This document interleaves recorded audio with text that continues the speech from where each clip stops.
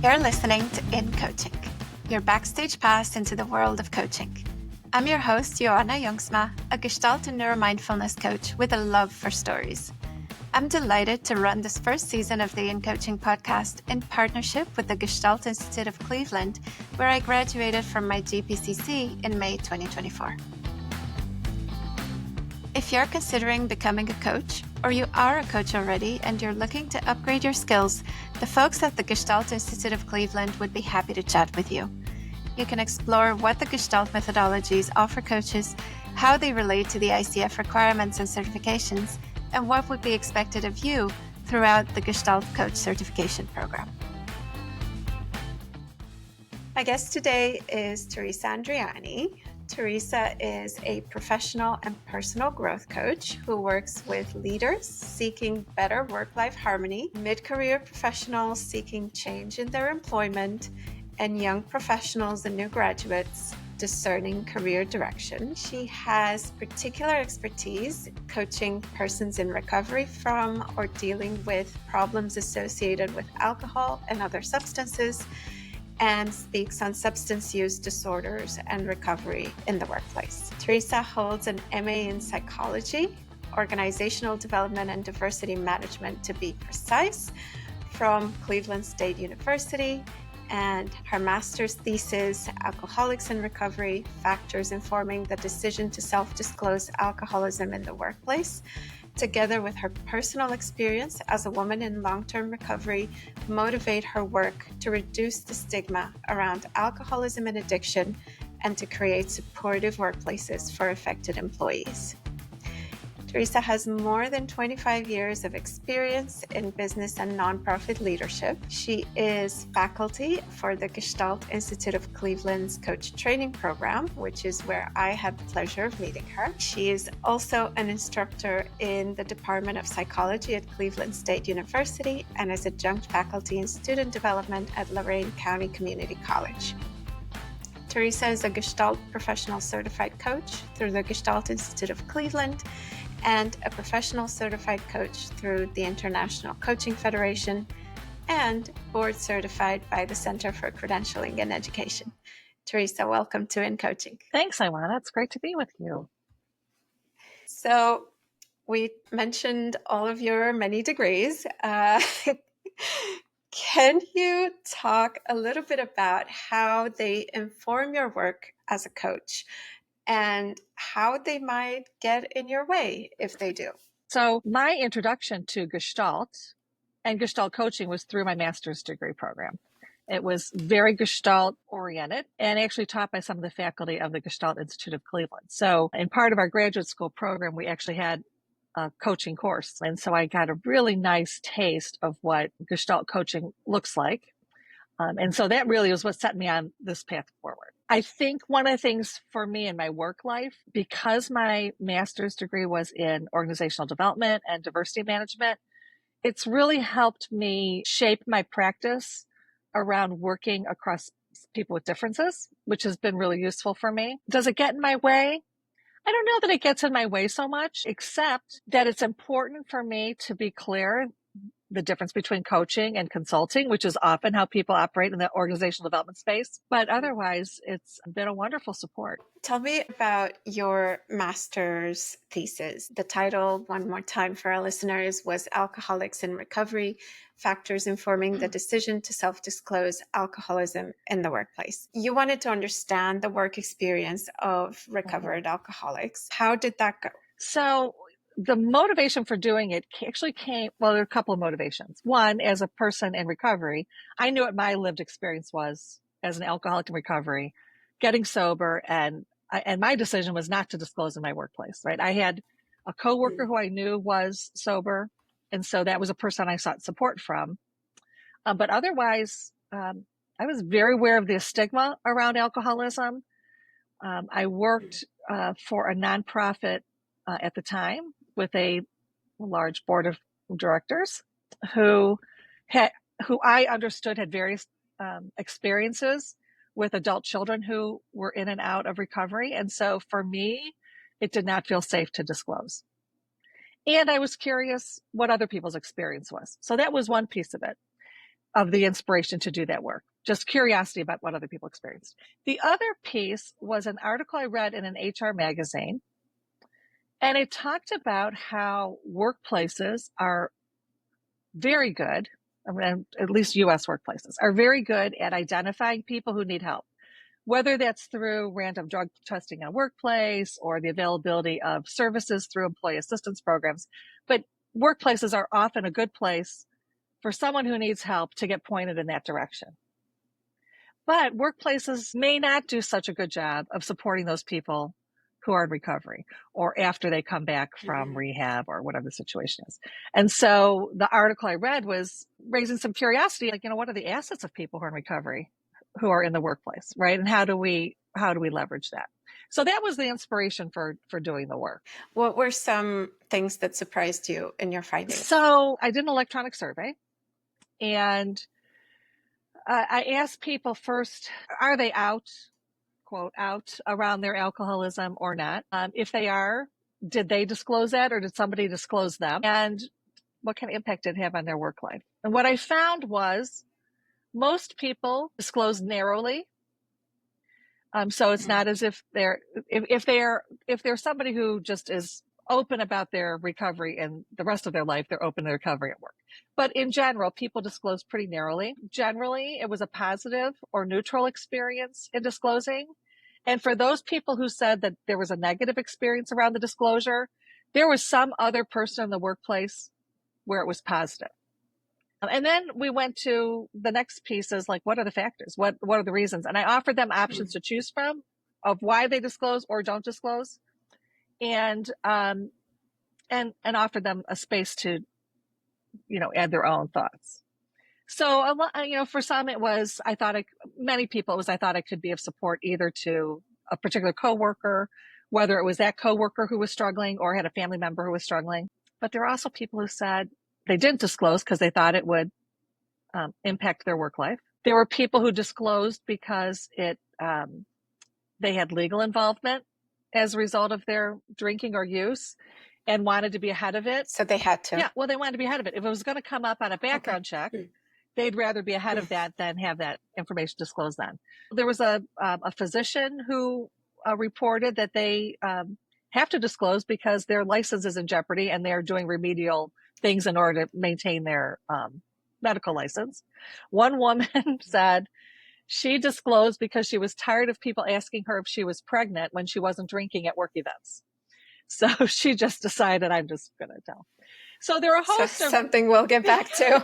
So there are a lot of reasons why people disclose. But in general, I would say most people in that survey, anyway, are careful about how they disclose. And what that says to me is we still are dealing with the stigma around alcoholism or addiction. And so whether or not it would be a positive thing in a workplace, for some people, the risk is too high. And so they don't disclose. What's different about being a coach for a person who is either in recovery or dealing with alcoholism compared to someone who doesn't have a history of addiction? Essentially nothing. I mean, we as Gestaltists can show up and coach the person. We meet the person where they are. So I would say essentially nothing is different. But as a coach who's in recovery, it's very different for me than it would be maybe for a coach who's not in recovery. So a couple of things. One thing for me as coach is I have to be very clear with myself that my lived experience as an alcoholic and a person recovering from alcoholism is not the same as my clients. So while we may have some shared experience, I need to be very clear about putting aside my experience and not meaning making based on my lived experience. So that would be a difference, I would say, for me as a person in recovery. I think one of the benefits for a client in recovery working with a coach who has experienced that is that particularly in 12-step recovery, someone who's in 12-step recovery, that community has its own, it's its own subculture, right? It has its own rules for behavior. It has traditions that govern how the organization and people in the organization operate. It has its own language, I right? assume. Yeah. Right. So I'll share an example with you. I was coaching with a client, and I also say while I think there's space for coaching around the recovery itself, so for somebody who's newly sober to receive coaching support as they navigate the world sober, most of my coaching with people in recovery is not about their alcoholism or addiction. Instead, it's I'm working a program recovery and I want to leverage that, the skills I've learned through that, to improve myself in my work life, right? So I was coaching a gentleman. I mean, he probably had more than 20 years of sobriety. And in one of our sessions, he referred to a story that was in the back of the Big Book of Alcoholics Anonymous. So the Big Book of Alcoholics Anonymous starts out, the first 168 pages is really how the program works. And then there are personal stories of people who have had different experiences. All he had to do was offer up one sentence about that story, and we had context. That's not something he could bring to another coach who wouldn't have that same context. So it offers a bit of a shorthand in some ways. It offers a bit of opportunity around, I understand what those tools of recovery are and how to use them and how they could be brought into other parts of a person's life. So for me, I think that's one of the biggest benefits of being somebody who's in recovery, coaching somebody who's in recovery, even if it's not about the recovery. So it's really about that use of self that can be a double-edged sword for any coach in any coaching situation. Whenever we're showing up as ourselves or using our information, we always have to check what is the meaning making that's happening. You mentioned the distinction between coaching and consulting a little earlier when working with organizations. And what I'm curious about is how do you make sure that that line remains clear? So I would say for me in coaching, the bigger distinction requirement is between coaching and counseling. If I'm working with somebody in recovery, it's the difference between coaching and chemical dependency counseling. It's the understanding the difference between coaching and sponsorship or mentorship in 12-step, right? That's not how I am showing up. So if somebody is in a 12-step program and is working perhaps with a sponsor or a mentor in that program, that's not my role. Like I'm not there for that. So there needs to be a lot of clarity around that difference. Right. Yeah. Coaching and therapy as well, because that's also a line that can sometimes blur. Right. And I would say, and not just my clients, so not all of my clients are people in recovery, but I would say just in my clients in general, more than half of them are also getting support through some kind of therapy. So they might have a therapeutic engagement with a mental health counselor or a chemical dependency counselor or a sponsor and getting coaching. So what do you look out for in order to decide if the clients might need another helping professional like a counselor or a therapist or maybe even a physician? Right. I have had clients who may be seeking me out because they know that I'm a person in recovery, but have not sought support yet. I can glean a lot in a conversation, particularly if they're showing up in that way. I can kind of glean a lot out of a conversation about whether or not they're addressing an addiction issue or whether that's something they want to explore. I'm very comfortable suggesting to somebody who I feel either has traumas that they're bringing up that we cannot address in coaching. If traumatic issues come up or deep things in the past that need to be resolved before we can really effectively move forward in coaching, I'm very comfortable suggesting to a client that they might seek a different kind of support and return to coaching when those things are being addressed. But I think certainly coaching and other therapeutic relationships can work hand in hand. You talked about some dilemmas that people might encounter when they re-enter the world of work after being sent so effectively into recovery by their HR or their management, but then it gets a little bit tricky to navigate coming back. How do these problems present for your clients? What are some of the typical dilemmas that they run into? So I will share my own dilemma, which was when I got sober, I was working in a fundraising space. I was executive director of a small not-for-profit. And at least in the US, fundraising often happens where alcohol is present. And I was being invited by some people I worked with in development to meet with people in places where alcohol is being served. And, if you're a typical drinker or a non-drinker, it's very easy to decline when you are offered. Even if somebody doesn't want to take no for an answer, which is often the case. Drinking is a social event and people often will like, oh, just have one. But when you are operating under a social identity that is stigmatized, which alcoholism is, it is a different level of energy that you expend in order to not disclose something you don't want to disclose. So my own lived experience was that people didn't take no for an answer, and it was really uncomfortable. And so sometimes I had to fib, tell a little white lie, because it was just not comfortable for me to keep saying, no, thank you, no, thank you, no, thank you, right? And finally, I told a person, that I was on medication with which I couldn't drink alcohol. And the question stopped, never was asked again. Now, am I comfortable not being truthful? No, not especially, but with the guidance and support of someone I appreciate in recovery said, your sobriety comes first, and so you do whatever you need to do to protect your sobriety. I would say the drinking culture of workplaces is something that is a challenge. Whether you're in a workplace where a lot of informal networking happens at a bar or a restaurant after work hours, if you're someone who is newly sober and that is a triggering environment, you're missing out on the opportunity for informal networking. I think off-site events that are held where you're taking somebody out of their home space and into a space where, first of all, they're not around their network of support. I mean, my dream would be that people who are hosting those kind of events offer some kind of sober respite space, a sober hospitality suite where you could go and meet those people who could be your circle to travel through events where alcohol is being served.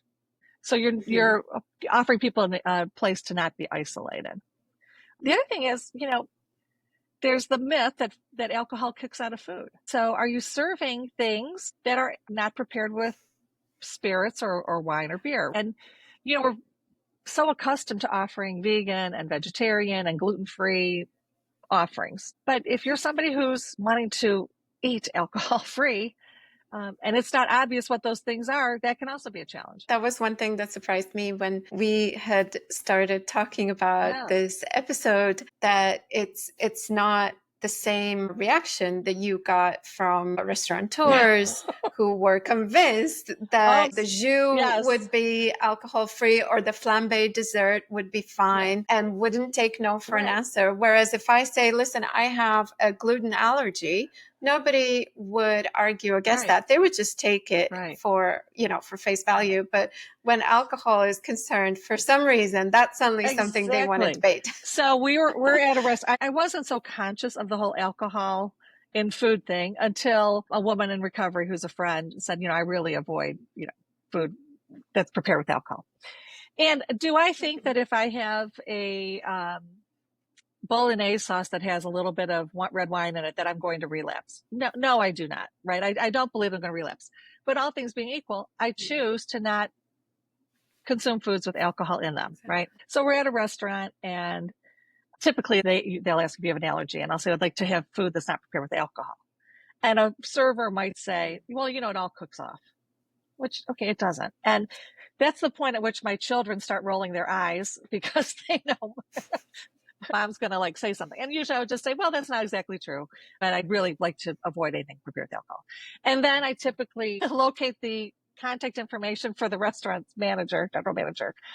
And in my phone, I have saved the USDA report on alcohol retention in cooked foods. And True scientist. I quietly email it off. You have your facts. I email it off to the restaurant manager, just FYI, think you need to educate your servers that it really does not cook off. So, for example, you mentioned flambe desserts.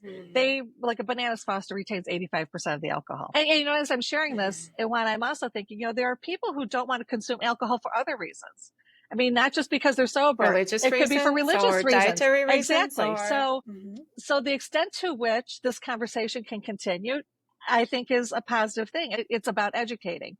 And I will say, I'm not saying that it's because of me, but I will say, that there are restaurants we have frequented in the past. We have noticed there are some indications on some menus of things that are cooked with spirit. So my hope would be that we'd start just identifying that on a menu. For me, I'm out, right? It's not a big deal for me to ask that question, and I do ask that question. But I have clients, executive clients, who are not disclosed, who are not going to go to a meeting or a dinner with people who are not aware and be asking about having foods that are not prepared with alcohol. And so that person that I'm thinking of typically defaults to having a salad. And you mentioned this extra energy that people spend when they're not out because they're trying so hard to keep it that way. And I imagine that has a tremendous impact on their performance and their ability to connect, which is what these networking events are all about. And what potential are we leaving on the table by not creating an environment that is safe and comfortable for people who are on this journey? Because they need to spend all that energy trying to keep themselves safe. Yeah. And it's, it also has it has other implications. It has physical manifestations for anyone who has a stigmatized social identity that they're not trying to disclose. There are stresses on us physically when you're operating in the world that way, when you don't feel like you can operate authentically. How can organizations be more supportive of their people in recovery? You've already mentioned a couple of things like highlighting ingredients on the menus, offering dedicated spaces where people can have their support system or a meeting. What else? So I think there's a few things. So one I would say is get a little educated about the lived experience of people who are in recovery. Offering some kind of coaching support to a person who is returning to work, particularly somebody who's in a higher level, who's going to be navigating some difficult situations in the workplace, but just offering them support, whether it's through coaching or some other way, as they return to work and begin to understand how they want to navigate the workplace as a sober person. That certainly, I think, is a value. This is a family disease, right? It's not just impacting the person at work who's the alcoholic getting support. They have a family at home who's impacted. They have a family at work who's impacted. So in what way can you offer support to the coworkers of that person who were dealing with an alcoholic who went off to rehab and now are dealing with a totally different person who's coming back sober? So what does that... That's right. So they need to get to know the person in a whole new way all over again. And they need time and permission to be a little angry with how things were, some patience around renegotiating what the workplace is going to look like with this new person, right? So there might be some need or opportunity for some group facilitation with the coworkers. If you were managing a team and now you're coming back after an absence, maybe, you might need some support in how to have that conversation with the people who work for you. If you're wanting to disclose to them what was going on and how things might be different. And, there might be a space there to bring in a coach or someone to facilitate some kind of conversation in support of the person who's, speaking. Because you can leave a lot of damage in your wake. And that's not just at home. That's also in your team at work. If you are on a team and you are the child of an alcoholic, and now you're working for an alcoholic, there's a lot to unpack there. And to the extent it's an open story with the team, which it may or may not be, there might be some need for some support of those team members, and how they are adjusting. That would certainly be a part of a coaching conversation that I would encourage with if my client was returning to work. So if I'm working with somebody who's returning to work after like a rehab, we do the same kind of discovery call we would do with a client just to find out if we're a good fit, what we want to talk about. But I will offer up, here are some topics you might consider that we need to look at in coaching. I might not do that with a typical client, but in this situation, I might, because of my lens from the workplace side. Definitely one of the things we would lift up is, what was your relationship with your team before? Where were there conflicts before? How might we need to address who you are showing up differently with your team? It's not a small thing that many of us have had lived experiences with alcoholics in our lives, whether we were the alcoholic or not, but also with parents or loved ones who are alcoholics, and the difficulty of then facing that in the workplace. I think monitoring how people are talking about alcoholism and addiction, particularly in the US, particularly in recent years when we have had some really horrible stories around overdose, as the opiate epidemic really hit in the US. There were disparaging comments that would be made in social media about people who overdosed, and things like, what did you expect, or those kinds of things. 85% of the people who were addicted to opiates were people who were originally prescribed an opiate for a legitimate medical concern. It's not a choiceful thing. Addiction and alcoholism are not choiceful things. I do not know why I'm an alcoholic. I'm one of 7 siblings. I'm the only one who is. And I don't know why I am the one. I just know that at a point in my life, a rather young point in my life, alcohol became a mental obsession. Eventually, over time, became a physical compulsion, like a physical need. But it was a mental obsession from my teens. I don't know why that is. I'm just wired in such a way I believe I was born into this world alcoholic, and I was just waiting for the alcohol to be poured on it to start, right? So I think we need to be careful in the workplace how we talk about alcoholism and addiction, and not look at it as a moral failing or a lack of willpower, but understanding that it's a mental health condition that requires treatment. So to embrace a bit of that unconditional positive regard that we as coaches try to stay true to, but maybe we can inspire others around us to have it as well, and to look at this with more curiosity rather than a pre-digested opinion that they just want to slap on. And I think people in recovery also can be a real asset in the workplace in many ways. So, in the particular...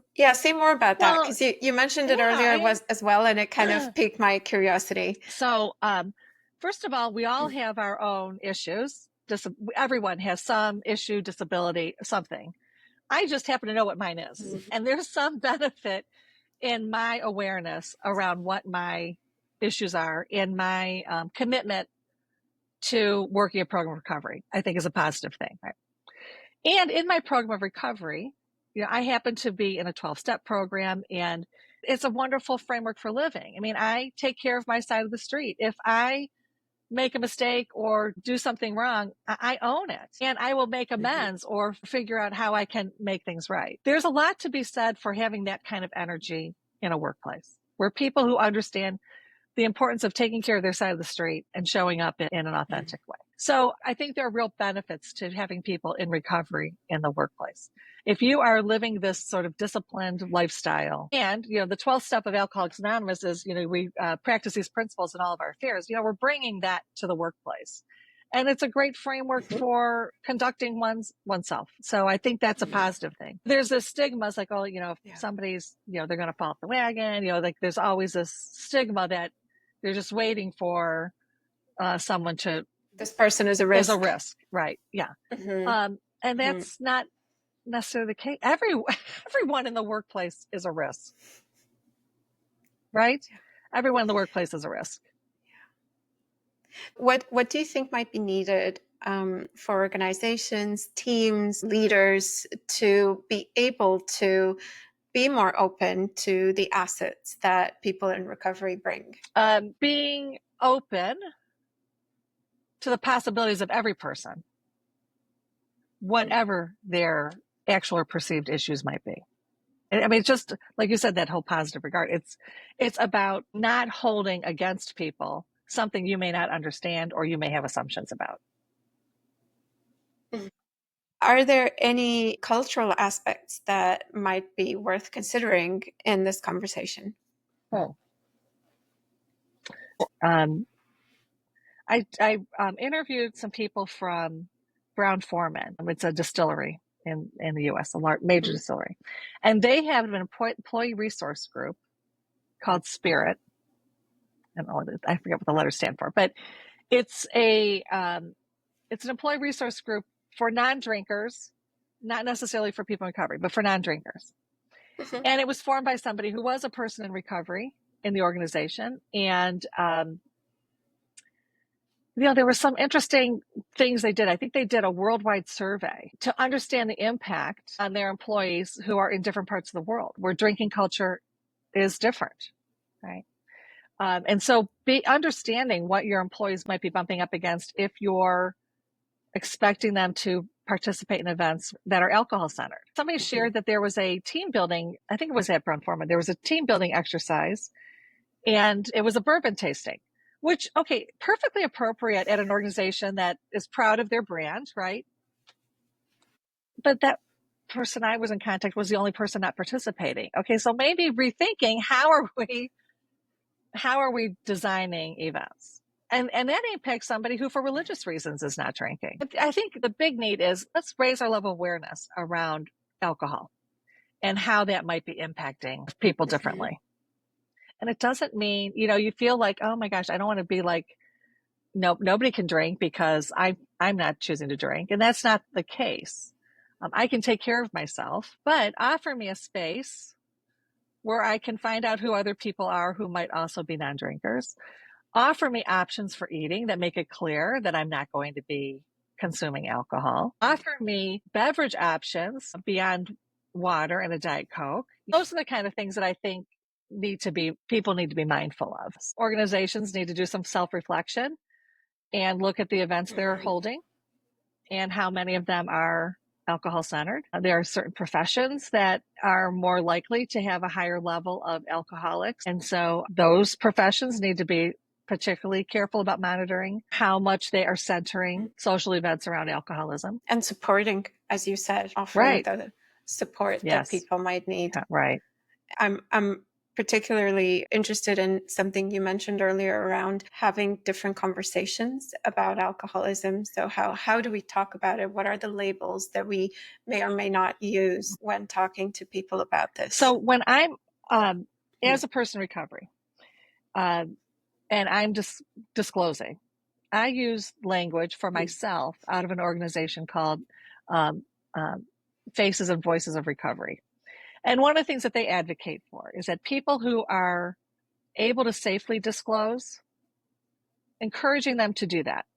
Because if we don't have people who are sober disclosing, then other people can't see what a sober person looks like.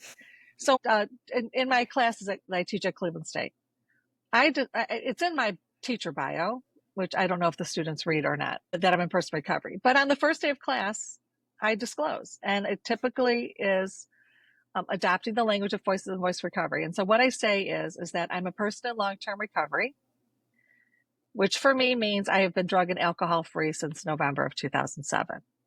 So what didn't I use? I did not use the ism words.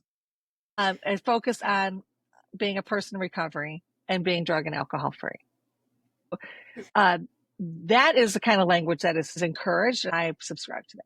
I will also tell you that I have never regretted disclosing that to students, ever. And I cannot think of a semester when I did not have a student who either was in recovery or had a family member who was in recovery or was living with an alcoholic parent or sibling. There was always some student for whom my disclosure offered some kind of support. So I've never regretted that decision to disclose.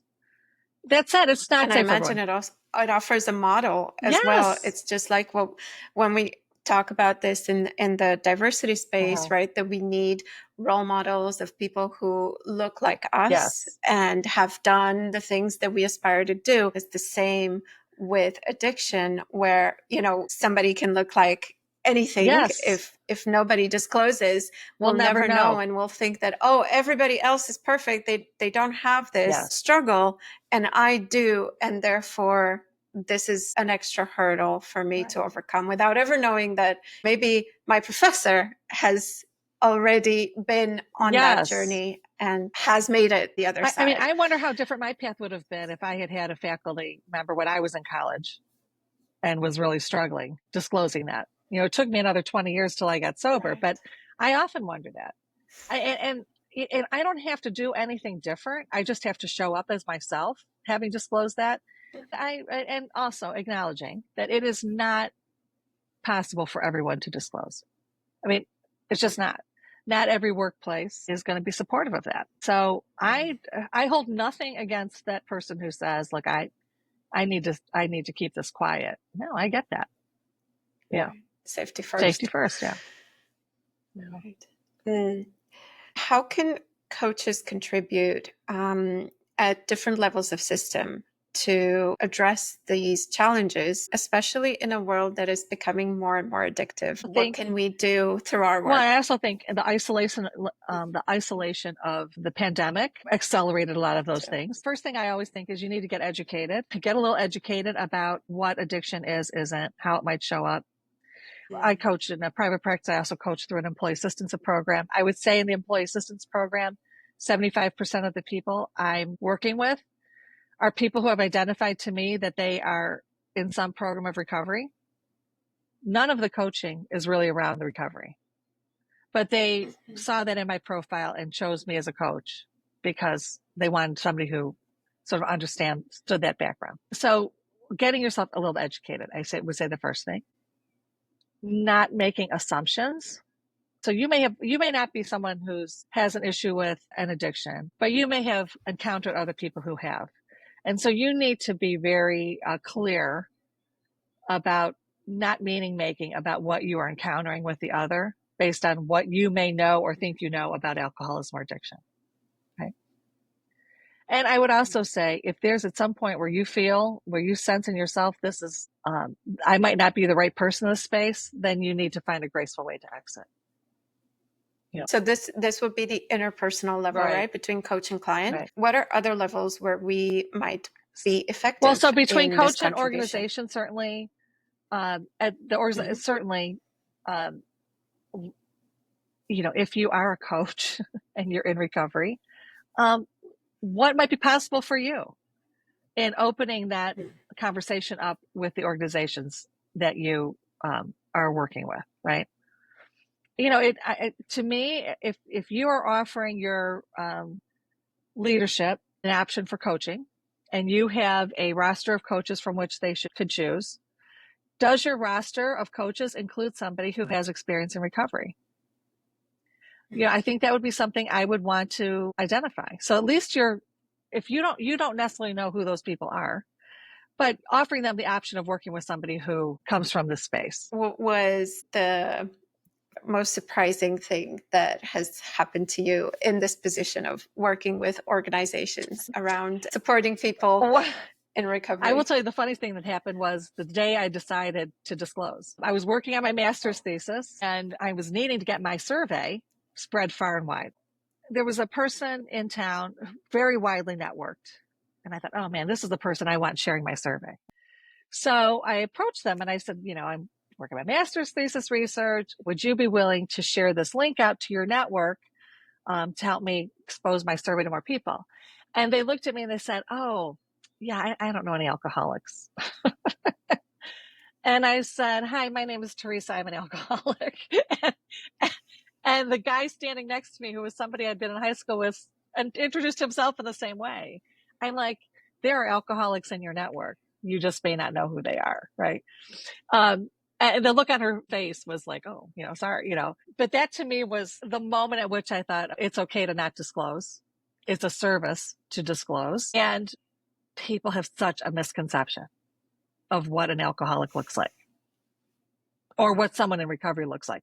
Actually, they have no conception of what somebody in recovery looks like, because if you Google, go on Google Images and you Google people in recovery, you won't find any people. You won't find pictures of people who are sober. If you are able to disclose, let people know that this is what recovery can be. Yeah.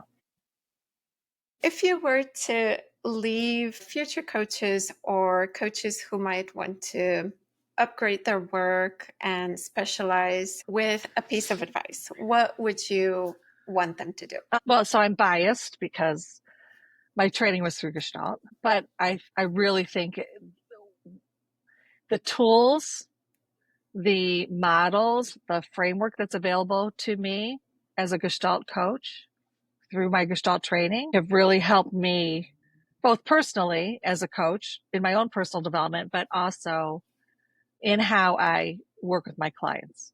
So for example, in Gestalt, we have the cycle of experience, a model of how we move through everything we experience over a period of time in a moment. And it's about how we have some sensation.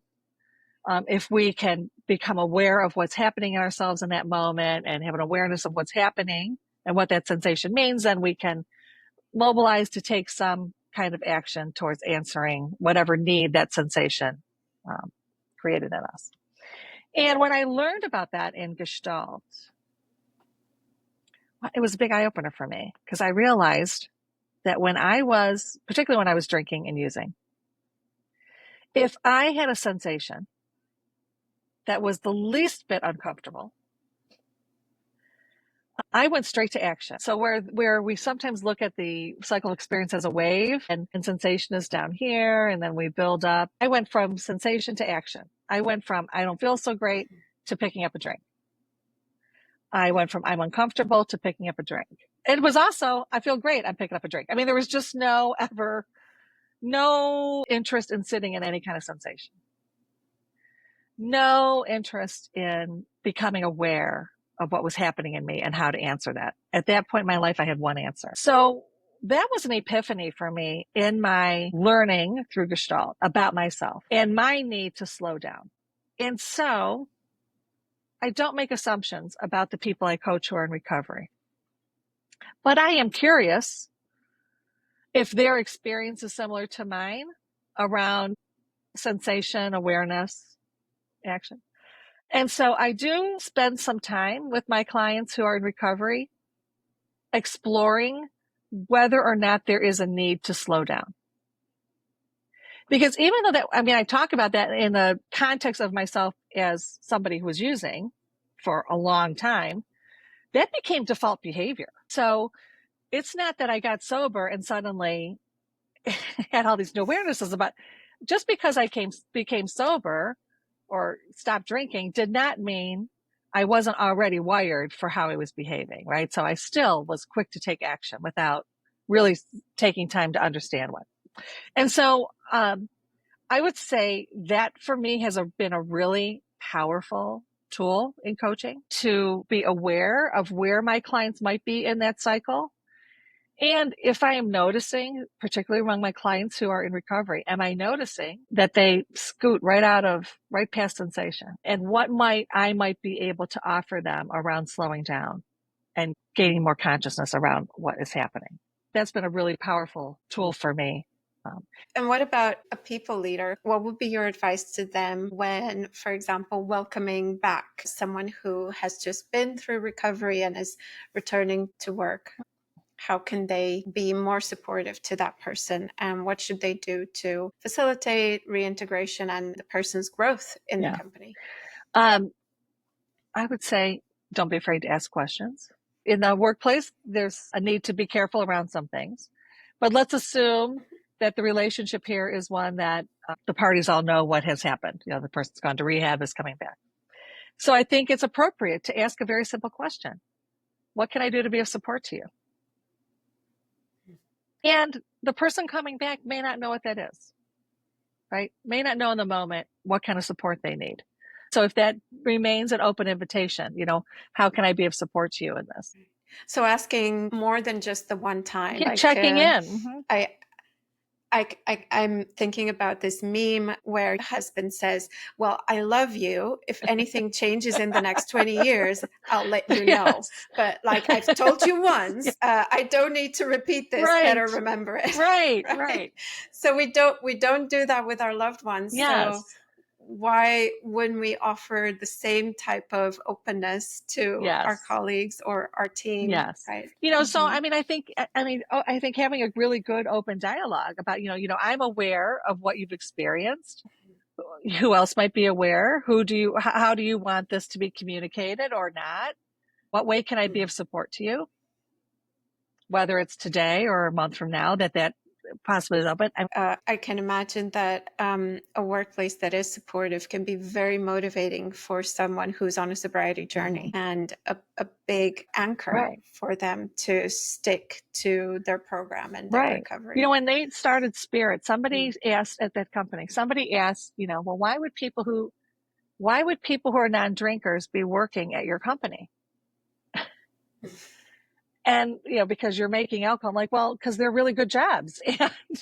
And if we did not embrace people in recovery or people who are non-drinkers in our welcoming to the workforce, we'd be losing more than 10% of the potential employee, because 1 in 9 people identify as non-drinking, right? So are we going to eliminate the potential wonderful employees in more than 10% of the workforce? Right? Yeah. That's a lot of talent. That's a lot of talent. Yeah. Well, this was very cool, Teresa. I'm grateful we had this conversation. It's a super important topic, and I hope it reaches the people who need to learn about it. I mean, I think it's so important that we normalize this, right? Normalize these kinds of conversations. That's why it's so important for people who can disclose to disclose, so that recovery becomes something really normal. You know, and that we begin to, just like any other journey we're on in life, we talk about being in therapy much more easily than we did maybe even just 10 years for sure ago. It's become a status symbol to be in therapy even. So I don't know if recovery could or should become the same type of thing, but we can definitely use being more open about it. Yeah, I mean, whatever we can do to reduce the stigma, and I think part of that is people who are able to disclose, speaking honestly about it. There are going to be people who listen to this who have a very wide lens about this topic, either because they've lived this experience or have had some curious about this experience and have educated themselves. And there are going to be people for whom they have a very narrow lens around this. And it could be because they have no experience with persons in recovery, or because they have had experiences with persons who are, you know, using, and it's different. So been more than and so they would have wanted. And so my hope is that, you know, it's not about everybody getting it. It's about just, can we take somebody whose maybe lens is like here and just widen it even a little bit? Can we widen the lens just gradually around people and how they perceive people in recovery in the workplace, how they can support people who are either struggling or recovering in the workplace? Can we be compassionate, supportive teammates to whatever we meet?